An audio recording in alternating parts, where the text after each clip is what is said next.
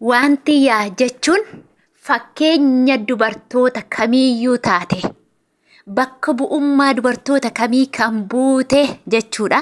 Hir'ina dubartootaa fi rakkina dubartoota keenya irra ga'an dubartiin tokko akkamiin rakkina akka damdamachuu dandeessu, jireenya biyya lafaa akkamiin akka mo'achuu dandeessu nama wantiyyaan hin barsiifne hin jiru. Haa ta'u malee jechuudha. Gochaan har'a wantiyyaa irratti dubbatame, gochaan har'a wantiyyaatiin jedhame anaan onnee koo keessa na gubee jechuudha. Maaliif yoo jettani waa'ee gandummaa dubbachuu hin barbaadu. Namni qixxeedha. Garuu kanaan dura wantiyyaan gaaffii gaafatamte tokko jira. Anaa fi nama biraa tokkootiin jechuudha. Anaa fi ebeluurraa akkaawuntiin tiktookii haa gubatu yoo jette yoo jedhani si gaafatan. Kan eenyu haa gubatu jettamee wantiyyaa jedhame gaaffiin kun ishee gaafatamee ture. Garuu wantiyyaan deebii isheen deebifte dhaggeeffadha.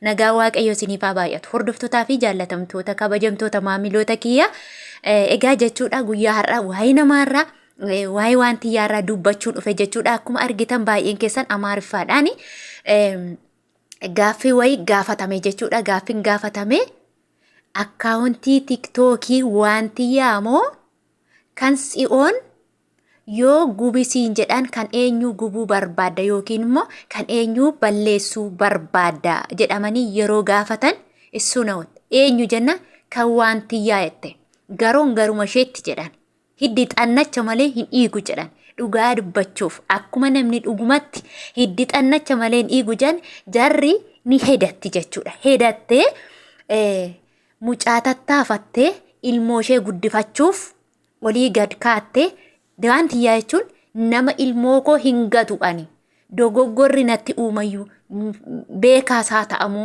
dogoggorees haa ta'u nama umurii xiqqishuudhaan nama umurii isaa 13tti dubartii deessee ilmoo koo hin gatu jettee itti rarraatedha.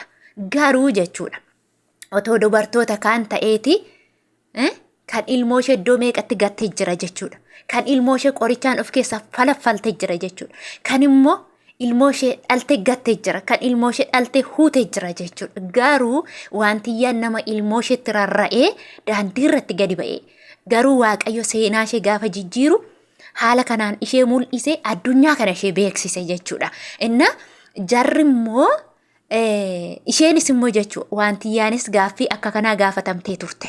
Kanaan dura nama wayitu ishee gaafate gaaffii akkaawuntii eenyu yoo gubate barbaadda gaafa jedhu ani akkaawuntiin nama lamaan keessanii yoo gubateeyyuu fedhii hin qabu. Gubuufis fedhii hin qabu. Akka gubatus hin barbaadu. Isin anaaf ija tokko. Isiniin anaaf obbolaa kooti. Isin lamaan keessanuu anaaf tokko jette. Ija koo bitaa fi ija koo mirgaati. Kanaafuu ija bitaa balleesse ija mirgaa kaa'uu hin danda'u. Isin lamaan tokkodha. Kanaaf deebiin ani isiniif kennu kana jette jechuudha. Wantiyyaan gaaffii kana dhugaa dubbachuuf har'a dhaggeeffataniitu wayii isin dhaggeeffannee hin argitu jechuudha. Ilma namaa jechuun Waaqayyo gaafa nama uumu akkasitti kibritii godhee nama uuma jechuudha. Akkasitti bareedduu jechaan bareedduu hojiin bareedduu waa hundaan bareedduu ilmi namaa kan hin dogoggorre hin jiru. Dogoggortuyyuu ammas jechuudha. Ammas isheen namni waan barbaade yoo jedhe gubachuu hin dandeessu, gubamuus hin danda'u, gubachuus hin dandeessu. Mo'attee jirti. Biyya lafaa kanarratti mo'attee jirti jechuudha. Eenyullee waa ishee gochuu hin danda'u. Bakka maqaan ba'eefii jira kana booda. Namni tokko immoo jechuudha dhugaa dubbachuuf namni gaafa haala kee ilaalee, fira kee ilaalee, haadha kee ilaalee, abbaa kee ilaalee, qabeenya fira kee, qabeenya maatii kee ilaalee akkasittiin gandaan qomo'aan adda si qooda jechuudha. Garuu gaafa Waaqayyo si guddise, gaafa Rabbiin si guddise eenyuyyuu gasi deebisuu hin danda'u jechuudha. Eenyullee si dura goruu hin danda'u, eenyullee si dura dhaabbatuu hin danda'u jechuudha. Obboleettiin kun wantiyyaan kanaan duras rakkina kana keessatti kuftus kufeera jettee hamileen kutanne akka kufteettis hin hafne Waaqayyo seenaa ishee jijjiiree har'a nama barbaadamu taate, nama eessatti barbaadamu taate.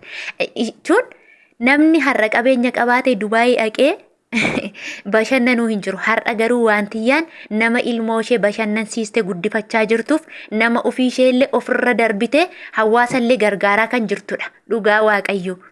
Garuu jechuudha namni gaafa si xinneessuuf ka'u lakkaan nama guddisa. Amma tiktookii bantaniitoo ilaaltanii waa'ee Wantiyyaa sabni kamillee dhugaa dubbachuuf sabumti jaraayyuu jechuudha. Isheen gaaffii kana gaafatte maaliif akka kana yaadde? Dubartii miidiyaan ishee guddootu gaaffii akka kana gaafate jechuudha. Maaliif namni gaafa ajandaa dhabu kunoo akkasitti si guddisa keessa gore Waaqayyo garuu keessa garee Wantiyyaa guddisaa jira jechuudha. Tsiyoonii fi Wantiyyaan indoom Wantiyyaatu irra fooloo guddaa qaba jechuudha. Dhugaa Waaqayyo. Haa ta'uyyuu malee otoo lamaan isaanii qixxeematti kun obbolaa kooti jetteetti ta'e je'ee namni bira darba ture. Har'a garuu jechuudha. Nama Wantiyyaa mi'u fakkaatte gandummaadhaan deemtee zarummaadhaan deemtee jechuudha. Jarri afaan ishee summiidha silaamitiire akka gandummaatiin deemtee zarummaadhaan deemtetti Wantiyyaan har'as taanaan borus fuuldurri ishee guddinadha jechuudha. Ni guddatti jechuudha. Eenyullee dura ishee goluu hin danda'u. Daangaan tokko fuuldura ishee hin jiru. Maaliif Waaqayyo sababa godhee ishee guddisee jira. Waaqayyo immoo gaafa arjummaa sii kenne, gaafa ogummaa sii kenne sirraan fudhatu. Gaafa si jaalatee sii kenne yoomillee sirraa fudhachuu hin danda'u. Ogummaas haa ta'u, badhaadhummaas haa ta'u, waa hunda sii kenne jennaan si harkaan fudhatu Waaqayyo. Har'as immoo jechuudha sababa ta'eetiin Wantiyyaan elaa naan jettu habee maal jette jettu kanarra ol ganaa guddatti jechuudha. Amma fooloo Wantiyyaa kaleessa meeqarra jira har'a meeqarra jira ilee ilaalame dhugaa Waaqa. Amma hundumti nama sabni hundi ka'eetiin akkamitti nama ilmoosaa guddifataa jiru nama haala kanaan rakkinan taane keessa galee akka kana jabaatee har'a gahe akkamitti har'a Wantiyyaatiin haa gubatu haa Wantiyyaa nama ilmoosaa guddatu qoy ilmoo ishee hin guddifatin gadaa deebitu jettee yaaddeeti garuu sababa taateefi jechuudha. Ammallee guddina guddaa tokko dabalteefi dhugaa Kiristoosi hin guddiste jechuudha. Nan xinneessa jettee namni gaafa si xinneessuuf ka'u lakkaan si guddisaayi. Dhugaa Waaqayyo namni gaafa nan si xinneessa jedhee yaadu si guddisuuf ufa jechuudha. Miqqanyaan abiinan jaallakkaa dhugaadha dhugaa Waaqayyo. Namni miqqanyaan qabne hin guddattu. Tasuma bakka miqqanyaan qabdu taanaan goomattuun qabdu taanaan hin guddattu tasuma. Maaliif nama ati morkatu tokko hin jiru. Garuu immoo jechuudha har'a namoonni baay'ee maaliif akkas jedhame maaltu ta'ame jedhee aqee tiktookiif Wantiyyaarra yuutuubii Wantiyyaarra galee sabskiraayibii ishee ol guddisaa, fooloo tiktookii ishee ol guddisaa, fooloo feesbuukii ishee ol guddisee jechuudha. Elaa akkasitti lafaa nama kaasa Waaqayyo. Akkasitti du'aa lafaa kaasa jechuudha. Akkasittiin dura seenaa ishee Waaqayyo akka kanatti jijjiire ammas otoo isheen mana ishee keessa teessu obboleettiin kun dhugaa dubbachuuf nama dubbattee nama miinedha. Nama siyaasa kamillee hin hordofnedha. Nama ilmoosaa afaansaa qabatee ilmoosaa hojjetatee ilmoosaa guddifataa jirudha jechuudha. Saba kamillee gidduutti wal dhabiinsan oomdu kana faana nyaatti, kana faana dhugdii, kana faana dubbatti, kana faana naasofti, uffata warra kanaan beeksisti, keenyallee beeksisti. Gatii sabni ishee Oromoo jedhameef jecha hanshii haa badu jette jechuudha. Badi ati badi dura ishee badi dhugaa Yesus. Garuu Waaqayyo baga ishee guddise Wantiyyaa baga gammadde jedha.